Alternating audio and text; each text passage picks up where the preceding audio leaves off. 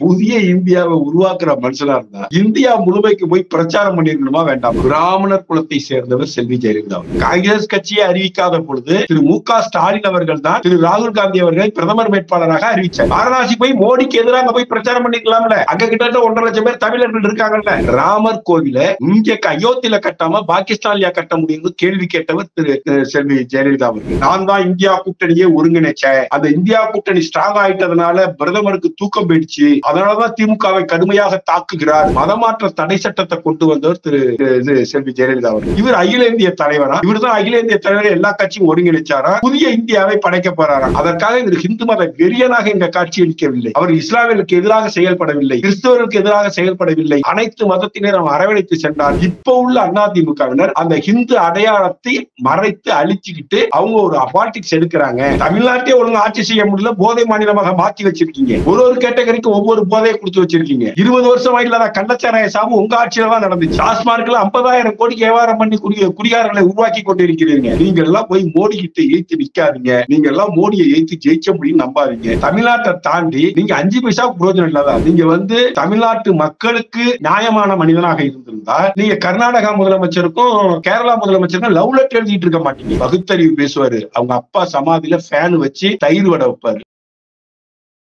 நாரதர் media உணர்வாளர்களுக்கு வணக்கங்கள். நான் உங்கள் விஜய் சின்னசாமி. இன்று நம்முடன் இணைந்திருக்கிறார் மூத்த நடிகரும் அரசியல் விமர்சகருமான திரு ரவிச்சந்திரன் அவர்கள். வணக்கம் ஜி. வணக்கம் சார். வரக்கூடிய நாடாளுமன்ற தேர்தலின் வெற்றியை கருணாநிதி அவர்களுக்கு காணிக்கை ஆக்குவோம் என திமுக தலைவரும் தமிழக முதல்வரும் ஸ்டாலின் அவர்கள் தெரிவித்து இருக்கிறார். இதற்கு உங்களுடைய பதில் என்ன? வெற்றியை கருணாநிதிக்கு காணிக்கை ஆக்குறதோட புதிய இந்தியாவை உருவாக்க போறோம்னு சொல்லிட்டாரு.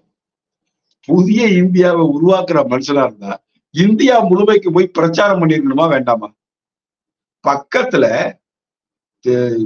மெட்ராஸ்ல இருந்து ஒரு பிளைட்டை பிடிச்சா திருவனந்தபுரம் பேர்லாம் வயநாடுக்கு போய் ராகுல் காந்தி நிக்கிறாரு. 2019 நீங்க யார பிரதமர் வேட்பாளராக காங்கிரஸ் கட்சியை அறிவிக்காத பொழுது திரு மு.க. ஸ்டாலின் அவர்கள் தான் திரு ராகுல் காந்தி அவர்களை பிரதமர் வேட்பாளராக அறிவிச்சார்.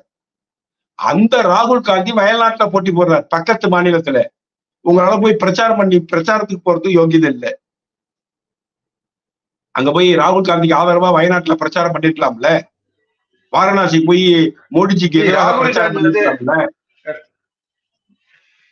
ராகுல் காந்தி ரேபரேலியில தானே நிக்கிறாரு. திரும்ப ரேபரேலிக்கு போயிருக்கலாம்ல. ராகுல் காந்தி ரேபரேலியில நிக்கிறாரு. வாரணாசி போய் மோடிக்கு எதிராக போய் பிரச்சாரம் பண்ணிருக்கலாம்ல. அங்க கிட்ட 1.5 லட்சம் பேர் தமிழர்கள் இருக்காங்கல்ல. அந்த தமிழர்கள் மத்தியில மோடிஜிக்கு ஓட்டு போடாதீங்கன்னு போய் பிரச்சாரம் பண்ணிருக்கலாம்ல. ரேபரேலியில போய் பண்ணிருக்கலாம்ல. உங்க உற்ற நண்பர், உரிய நண்பர் சிறைச்சாலையிலிருந்து வெளியே டெல்லியில தனது கட்சிக்கு வேட்பாளர்களுக்காக பிரச்சாரம் பண்ணிட்டு இருக்காரு. பஞ்சாப்ல போய் பிரச்சாரம் பண்ணிட்டு இருக்காரு அரவிந்த் கெஜ்ரிவால். அவருக்காக போய் நீங்க பிரச்சாரம் பண்ணிருக்கலாம். உங்க ஆதரவு கரத்தை கிட்டிட்டு இருக்கலாம்ல. நான் தான் இந்தியா கூட்டணியை ஒருங்கிணைச்சேன். அந்த இந்தியா கூட்டணி ஸ்ட்ராங் ஆயிட்டதுனால பிரதமருக்கு தூக்கம் போயிடுச்சு. அதனாலதான் திமுகவை கடுமையாக தாக்குகிறார் அப்படின்லாம் பேசுறாரு மு.க. ஸ்டாலின். ஆனா தமிழ்நாட்டை விட்டு அந்த போக மாட்டேங்கிறாரு. தமிழ்நாட்டுல குண்டு செட்டிலே குதிரை ஓட்டிட்டு இருக்காரு. இவர் அகில இந்திய தலைவரா? இவர் தான் அகில இந்திய தலைவரை எல்லா கட்சியும் ஒருங்கிணைச்சாரா? புதிய இந்தியாவை படைக்க போறாராம். ஒன்னால தமிழ்நாட்டையே புதக்குழியில தள்ளி விட்டீங்க 3 வருஷத்துல. தமிழ்நாட்டையே ஒழுங்கு ஆட்சி செய்ய முடியல, போதை மாநிலமாக மாற்றி வச்சிருக்கீங்க. ஒரு கேட்டகரிக்கு ஒவ்வொரு போதையை கொடுத்து வச்சிருக்கீங்க. 20 வருஷமா இல்லாத கள்ளச்சாராய சாவு உங்க ஆட்சியில தான் நடந்துச்சு. 30 ஆண்டுகளாக 40 ஆண்டுகளாக இல்லாத கஞ்சா புழக்கம் இப்பொழுதுதான் இருக்கு. டாஸ்மார்க்ல 50,000 கோடி வியாபாரம் பண்ணி குடிகாரர்களை உருவாக்கி கொண்டிருக்கிறீங்க. நீங்க இந்தியாவை புதிய இந்தியாவாக்க போறீங்களா? இந்தியா முழுவதும் போதை நாடாக மாத்துவீங்க. அதுதான் உங்களுக்கு தெரிஞ்சது திரு மு.க. ஸ்டாலின் அவர்களே. நீங்க எல்லாம் போய் மோடி கிட்ட எய்த்து நிக்காதீங்க. நீங்க எல்லாம் மோடியை எய்த்து ஜெயிச்ச முடியும் நம்பாதீங்க. ஏதோ தமிழ்நாட்டுல காசை கொடுத்து உங்க கூட்டணி கட்சிகளை ஒருங்கிணைச்சு வச்சிருக்கிறதுனால தமிழ்நாட்டுல நீங்க பல இடங்களை வெற்றி பெறுவீர்கள். அதை நாங்க ஒத்துக்கணும். ஏன்னா உங்களுக்கு எதிர்ப்பான வாக்குகள் 3 ஸ்பிளிட் ஆகிறதுனால நீங்க ஜெயிக்கிறதுக்கான சில இடங்களில் ஜெயிப்பதற்கான வாய்ப்பு இருப்பதாக எல்லாரும் ஒத்துக்கிறாங்க. நம்மளும் ஒத்துப்பாங்க, பிரச்சனை எல்லாம் இல்லை. ஆனா தமிழ்நாட்டை தாண்டி நீங்க 5 பைசா பிரயோஜனம் இல்லாத ஆளு. நீங்க தமிழ்நாட்டு மக்களுக்கு நியாயமான மனிதனாக இருந்திருந்தா நீங்க கர்நாடகா முதலமைச்சருக்கும் கேரளா முதலமைச்சருக்கும் லவ் லெட்டர் எழுதிட்டு இருக்க மாட்டீங்க. முல்லை பெரியார் அணை கட்டுவாங்கிறான். இன்னொரு இடத்துல அமராவதி ஆற்றின் குறுக்கே தடுப்பணை கட்ட போறேன்னு சொல்லி கட்ட ஆரம்பிச்சுட்டான். இவரு கடிதம் எழுதிட்டு இருக்காரு.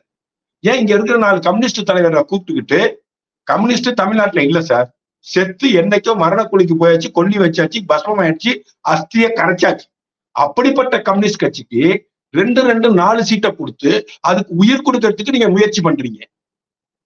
அந்த கம்யூனிஸ்ட் தலைவரை அழைச்சிக்கிட்டு நீங்க கேரளாவுக்கு போய் பினராயி விஜயனை பார்த்து இப்படி அணை கட்டினீங்கன்னா அமராவதியை நம்பி இருக்கக்கூடிய இந்த ஊத்துக்குழி பகுதியில் இருக்கக்கூடிய விவசாய மக்கள் பாதிக்கப்படுவாங்க, இதன் மூலியமா கிடைக்கக்கூடிய கூட்டு குடிநீர் திட்டம் பாதிக்கப்பட்டு மக்கள் குடிநீர் தேவைக்கு இல்லாமல் அல்லாடுவாங்க, அதனால நீங்க அங்க தடுப்பணை கட்டாதீங்க அப்படின்னு ஒரு விஷயம் போய் பேசிட்டு வந்தாங்கன்னா, இல்ல கம்யூனிஸ்ட் கட்சியினுடைய பெலிட்போர உறுப்பினர்களை பார்த்து பேசினா கூட்டணியில தானே இருக்கீங்க. அதே போல காவிரி இஷ்யூ சம்பந்தமா ராகுல் காந்தியை சந்திச்சு பேசினான்னா, சோனியா காந்தியை விட்டு பேசினான்னா, இல்ல சீதாராமையிட்ட போய் பேசிட்டு வந்தான்னா, கடிதம் எழுதுற லவ் லெட்டர் எழுதிட்டே இருக்காரு. கேரளாக்காரன் அணை கட்டினான், ஆனா மத்திய அமைச்சருக்கு கடிதம் எழுதுறாரு, சுற்றுச்சூழல் துறை அமைச்சருக்கு. அவரு இப்ப எலெக்ஷன் நடக்கிறப்ப என்ன பண்ண முடியும்? எலெக்ஷன் நடக்கிறப்ப எலெக்ஷன் தான் சார் பார்க்க முடியும். காபந்து அமைச்சரவை தானே இருக்குது. இப்ப காபந்து அமைச்சரவையில் இருக்கிற அமைச்சர் என்ன பண்ண முடியும்? அவருக்கு கடிதம் எழுதுறாரு, நீங்க இங்க அணை கட்டுறதை தடுத்து நிப்பாட்டுங்க. நீ போய் கூட்டணி கட்சிக்காரர்கிட்ட பேசு. இதெல்லாம் செய்ய மாட்டாரு, இதை எதையும் செய்ய மாட்டாரு. பகுத்தறிவு பேசுவாரு. அவங்க அப்பா சமாதியில ஃபேன் வச்சு தயிர் வடை வைப்பாரு. அது பகுத்தறிவுக்கு அப்பாற்பட்டது, அது நாத்திகத்திற்கு அப்பாற்பட்டது. சமாதியில ஏற்றி திரு கருணாநிதி சமாதியில இருந்து ஏற்றி டெய்லி தயிர் வடை சாப்பிடுறாரு. அவரு சமாதி வேர்க்காம இருக்கிறதுக்கு ஃபேன் ஒன்று போட்டு வச்சிருக்காங்க. மு.க. ஸ்டாலினுக்கு யாரையும் எழுதி கொடுக்குறாங்க, ஒப்பிச்சுக்கிட்டு இருக்காரு சார். மக்கள் மத்தியில செல்வாக்கு இழந்துருச்சு, மாநிலம் குட்டிச்சுவரா போயிடுச்சு, கடன் சுமையில மாநிலம் தத்தளிக்குது, நபார்டு வங்கி இதுக்கு மேல நான் உங்களுக்கு கடன் தர மாட்டேன்னு சொல்லிடுச்சு. அடுத்தடுத்து கடன் கொடுக்கக்கூடிய நிறுவனங்கள் தமிழக அரசுக்கு கடன் கொடுக்க முடியாது என்கின்ற நிலைப்பாட்டை எடுக்கும், மாநிலம் தத்தளிக்கும், அரசு ஊழியர்களுக்கு சம்பளம் போடக்கூட முடியாத நிலைமைக்கு இந்த அரசாங்கம் இன்னும் 6-7 மாசத்துல நிற்கும். மாநிலத்தை குட்டிச்சுவராக்கி விட்டார்கள் இந்த 3 வருஷத்துல. இவங்க எல்லாம் போய் இந்தியாவை காப்பாற்ற போறாங்களா, புதிய இந்தியாவை படைக்க போறாங்களா? காமெடியா இருக்கு சார். முன்னாள் முதல்வர் ஜெயலலிதா அவர்களை ஒரு இந்துத்துவவாதி என தமிழக பாஜக தலைவர் அண்ணாமலை அவர்கள் குறிப்பிட்டு வருகிறார். இதை நீங்க சரின்னு பாக்குறீங்களா அல்லது தவறுன்னு பாக்குறீங்களா? 100% சரி சார், 100% சரி. பிராமணர் குலத்தை சேர்ந்தவர் செல்வி ஜெயலலிதா அவர்கள்.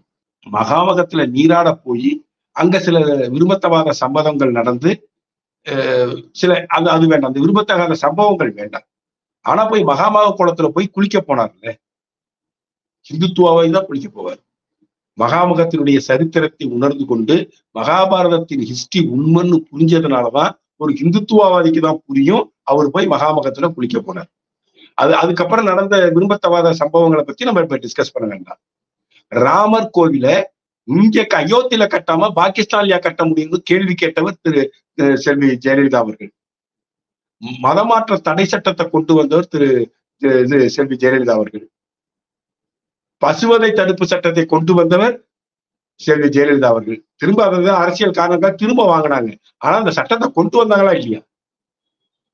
ராமர் கோயிலுக்கு கரசேவர்களை அனுப்பி வைத்தவர், ராமர் கோயில் கட்ட செங்கல் அனுப்பி வச்சவரு, இதெல்லாம் செஞ்சவரை ஹிந்துத்துவவாதியா பார்க்காம, ஒரு ஹிந்தி லீடரா பார்க்காம வேற எப்படி பார்க்க முடியும்னு நான் கேட்கிறேன். அவங்க திராவிட இயக்கத்தினுடைய தலைவியா இருந்திருக்கலாம்.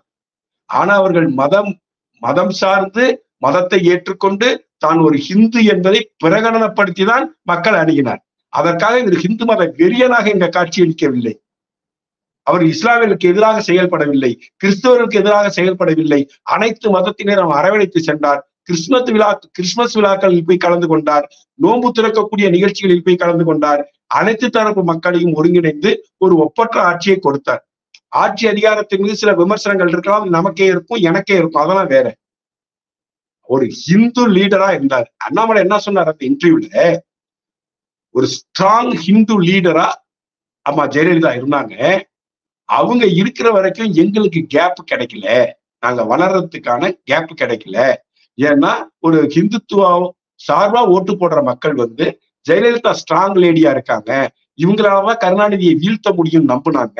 அதனால எங்களுடைய ஓட்டர்ஸ் அதிமுக பக்கம் போய் வாக்களிச்சாங்க. இப்ப அந்த ஸ்ட்ராங் ஹிந்து லீடர் இல்லாததுனால எங்க கட்சி வளருது, நாங்க வளர்ந்திருக்கிறோம். இப்ப உள்ள அதிமுகவினர் அந்த ஹிந்து அடையாளத்தை மறைத்து அழிச்சுக்கிட்டு அவங்க ஒரு பாலிடிக்ஸ் எடுக்கிறாங்க. அதனாலதான் அவங்க இறங்க முகத்துல இருக்காங்கிறது கூட அந்த இன்டர்வியூல பேசியிருந்தார். ஸ்ட்ராங் ஹிந்து லீடர்னு சொன்னார். அது தப்புன்னு இவங்க எப்படி சொல்றாங்க? இது தவறுன்னு எப்படி சொல்றாங்க? அவங்க பட்டவர்த்தனமா செஞ்சாங்கல்ல, எல்லா கோயிலுக்கும் போனாங்க. எங்க ஊருக்கு பக்கத்துல பிரித்தியங்கரா தேவின்னு ஒரு கோவில் இருக்கு. அந்த கோயிலுக்கு 4 மணி நேரம் உட்கார்ந்து ஹோமம் பண்ணியிருக்காங்க.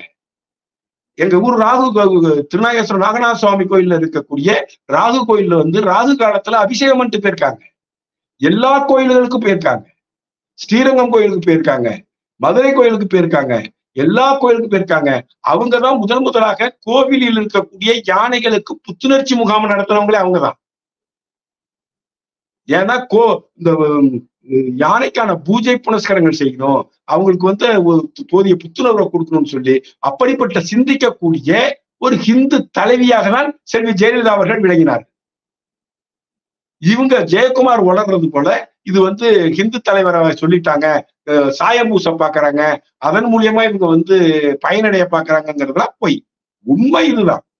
ஜெயலலிதா அவர்களின் அரசியல் வாழ்க்கை வரலாற்றை புரட்டி பார்த்தால் அவர்கள் நிதர்சனமான ஒரு தெய்வ பக்தி கொண்ட ஹிந்து தலைவர்.